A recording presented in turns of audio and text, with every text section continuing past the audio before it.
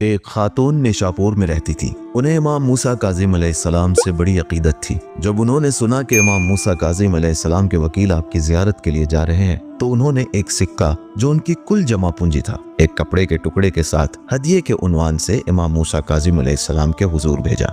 जब इमाम के वकील इमाम की खिदमत में पहुंचे और उस खातून का हदिया इमाम के सुपुर्द किया, तो आप बहुत खुश हुए। और वो कपड़ा जो हजरत ज़हरा अलैहिस्सलाम की यादगार था, पैसों की एक थैली के साथ उस खातून के लिए भेजा और फरमाया, उन्हें मेरा सलाम कहना और उनसे कहना कि 19 दिनों बाद आप इस दुनिया से रुखसत हो जाएंगी, लेकिन घबराएं नहीं, इस दुनिया से रुखसत होने से पहले आप मेरी ज़ियारत करेंगी और इस दुनिया से रुखसत होने के बाद आपकी नमाज जनाजा भी मैं ही पढ़ाऊंगा। जरा गौर फरमाइए कि उस अजीम खातून ने इमाम को एक तोहफा दिया और उन्हें बदले में क्या अजीम शरफ हासिल हुआ। हमें भी चाहिए कि अपने इमाम ज़माना अलैहिस्सलाम को तोहफा दें।